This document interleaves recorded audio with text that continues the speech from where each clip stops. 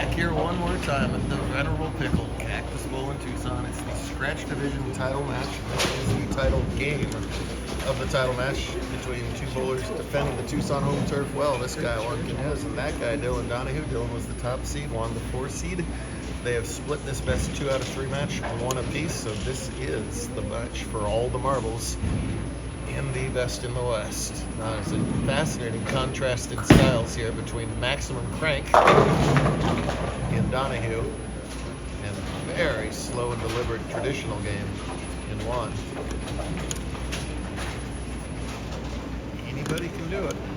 Masters their own game and matches up to the conditions of the day the best. A 47-foot pattern, even though we've been bowling all day on it, it's actually held up pretty well. This too far right, too fast on catching up, but you're going to leave a lot of weak stuff. And boy, oh boy, the front quarter of that ball hung on the lane long enough to hit that 7 pin. His strike ball is unquestionably great. Spare's been a little rocky even in this finals, but he's done enough to get to the finals. And good enough to knock that pin over. That's all you got to do. So compare that just pure raw power with this guy. This is the slowest strike ball speed I've seen in quite some time. Low backswing. It just looks like your first practice. Comes up a little bit high. Oh no. Don't you love when they do that? Now departing at midnight. Now departing at 6:30. I love when they do that. The next Arizona one is end of June. Invitational start in Vegas. That's what they're chatting about here behind us.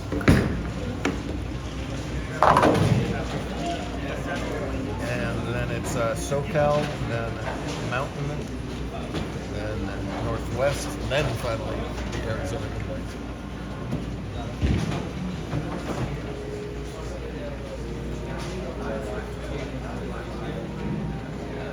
Little deadwood to clear up.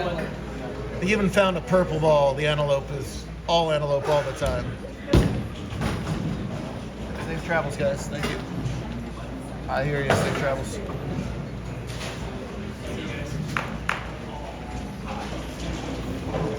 Safe travels. See you soon.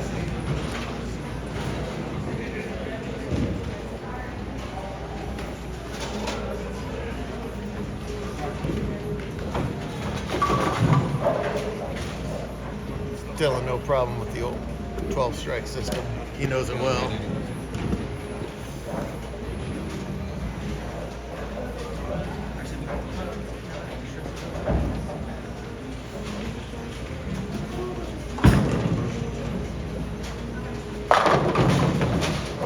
One ball there.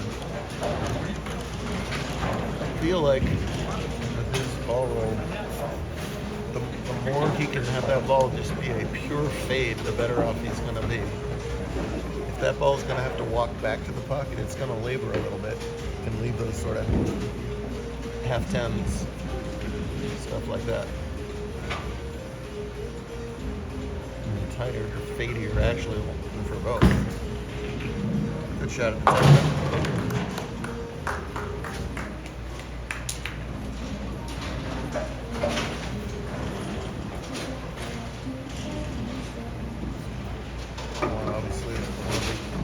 Pack of antelopes that we have from GCU. Dylan not doing school right now, hopes to do the tour full time in the next couple of years.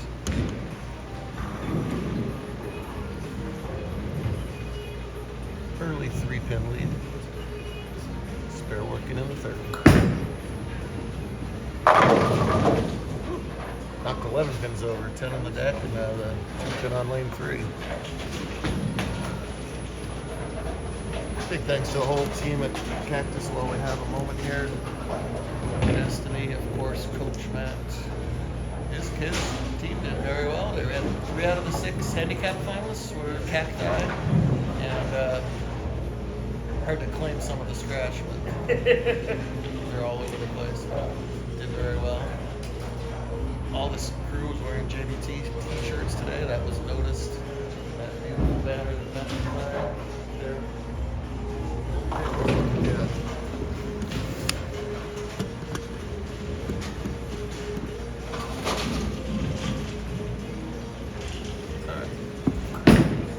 Extending to 13, double. Wow, there's a Dylan Donahue strike. That's what you do all that power for. Just blasting the 10 pins off the deck there. Of course, old-time Tucsonans know this was not always Cactus Bowl until about 8-9 years ago. This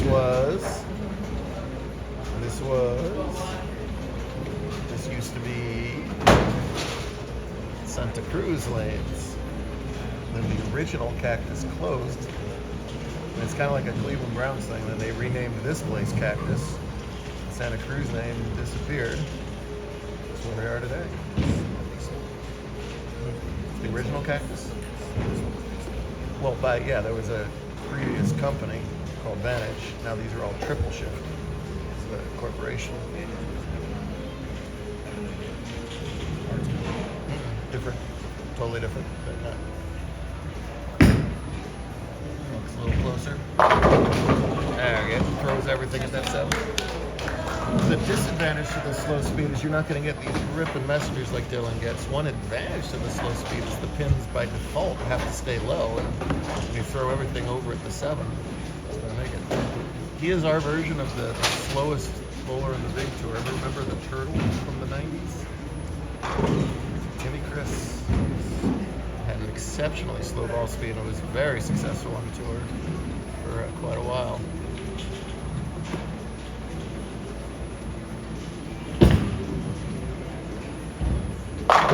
Yes, sir.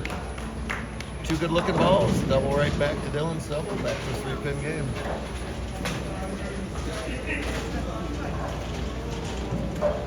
One only makes guest appearances on tours. I asked him if he had any titles. He said either none or I don't know, which narrows it down massively. Pretty sure no scratch. Brendan thinks he might have one in handicap back in the day. Nobody's doing any research. I'm very disappointed. The tournament director's record book is on his phone.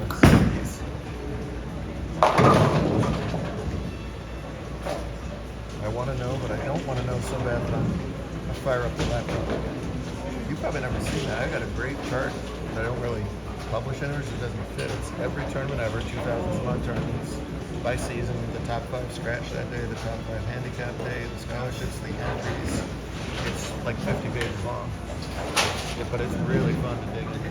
What tournament is this? 2008, I believe, today. So we have the 2000 tournament in October, and then sometime around January we have more tournaments than the current calendar year. Like we hit 2026 and all that. I think of the existing tours, we've run the most ever. Of all the tours ever, our original East Coast JBT that we kind of spawned out of, Chuck ran over 5,000 tournaments. So we're still just a baby. If we keep on 80 tournaments a year, which is a big give, see which way everything goes. So that's 80, so that's 5 years, it's 400 tournaments. So it's more than a decade to run 1,000 tournaments. I'm 50 years old. I lose 10,000 lane beds a year. That's it. This dude was the mechanic at Cactus when I worked at Cactus, when I went to U of A. That's a lifer right there. 3 beautiful shots in a row from Kinez. This right there. Another deadwood? Look at that antelope purple ball out there. Get that deadwood. Even his deadwood ball is antelope colored. There you go. All right, shake it off. There we go. This is Juan's mom. She's just there and smiles and cheers. I love her.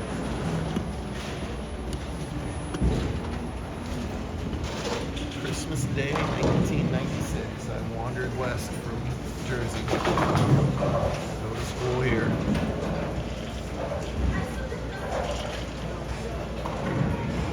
what to do. The only bowling alley in the book I heard of was Golden Fin because they had a tour stop. Wandered in. Thomas's place. Yeah. Four bagger, which we don't know what these. We don't know what 4-bagger. So they've got Spanish-oriented terms, Spanglish-oriented terms for most of their strings on GCO. He says there isn't one before. There is. There is. You just don't somehow forget.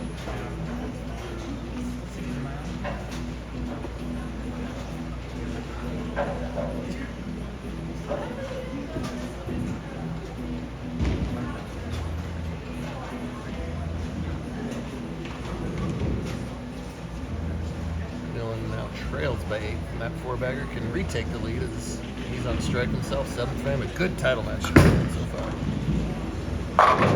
Oh! That almost looked like a string that fell dead forward. Strings are coming, kids.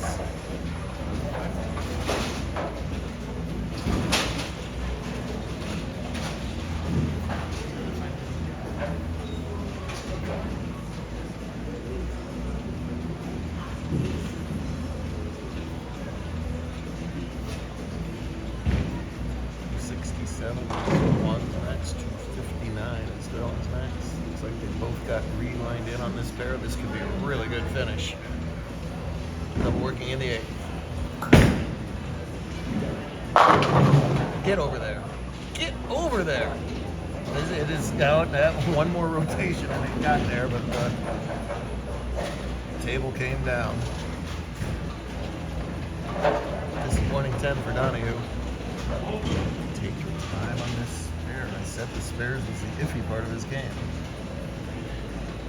Does take his time on it.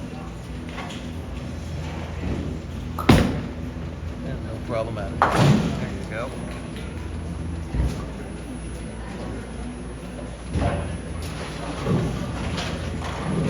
Well, it is hard to win a scratch JBT event. I propose that a scratch JBT field is often as good as a regional field, so you get some of the best from all over. By that meaning, you only get so many chances at this. For a part-time player like Juan, this is a giant opportunity. That's the match on his hand. Ah, beautiful shot. Cinco de Mayo! Thank you, Brendan. Cinco de Mayo tequila!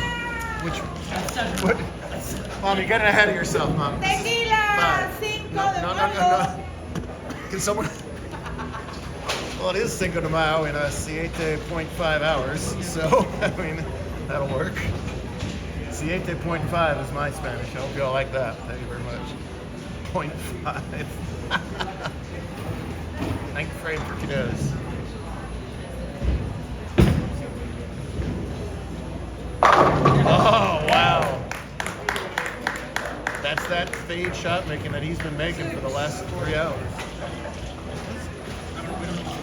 Oh my gosh.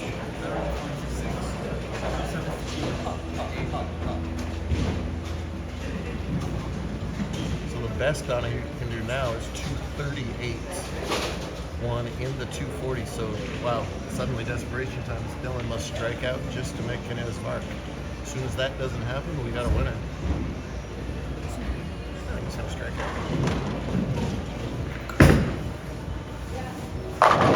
Or he's gonna almost leave a 5-7. Flashbacks. That's the pattern being more powerful than the ball, right there. No matter what rev rate you have, that cider plating at the end there, you're not gonna recover. I'm not sure. I mean, easy for me to say now, but I'm not sure why he went away from the other ball. I didn't see anything particularly wrong with the look. Oops, no. It didn't really matter at this point, but that's the nail in the coffin there. Is Dylan's gonna have to swallow it. A disappointing runner-up finish.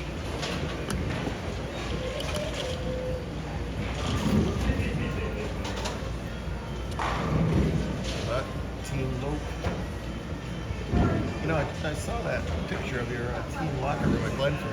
No, it's the GCU locker room, not the JBT locker room. I didn't see a single black. Food for thought. Yeah, I mean, that's the there it was body language right there.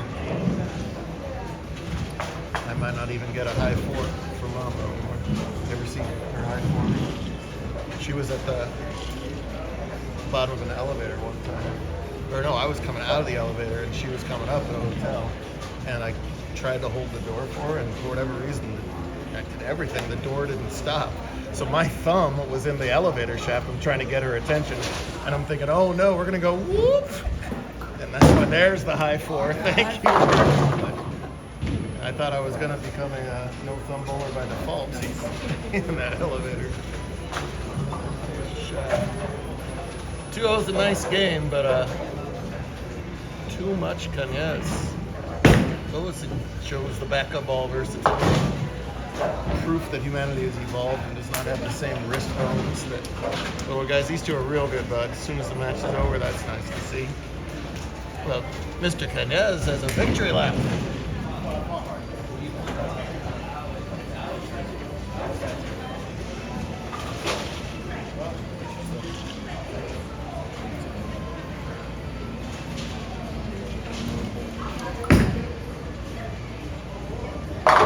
Make it 7. Tequila! 3 tequilas. Oh, Mama's out of control. Mama forgot it was the youth tournament. Tequilas more. Oh, just wrapping up another youth bowling tournament on a Sunday afternoon. For the undescribed Ocho. Oh, give him the Ocho. He strikes the classic. No, two-handed. Show us two-handed. There's your victory shot. You do you. This two-handed is really good. Is it? This two-handed is really good. Two-hand one. We've been trying to get this one.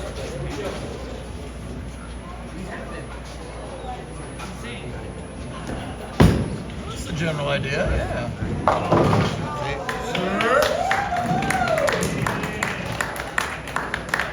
And boys and bears, wraps up a really fun weekend here. Thank you so much to the whole team here at Cactus for all their awesome hospitality year after year. In the scratch division, your runner-up's a 2-time champion from the Tucson area. Give a nice hand, Dylan Donahue. Scratch Division champion pours it on to that 8-bagger in the title match to pick up his very first Scratch Division JBT title. Juan Cañez. Felicitaciones, Juanito. Thanks for sticking around and cheering on. Be sure to check out the website, YouTube, and Facebook. There's the mama hug. We'll see some of you guys in Portland, Oregon next weekend, and back here in Invite Weekend in Arizona in late June. Thank you so much. Appreciate it. Yes, sir. Bonito.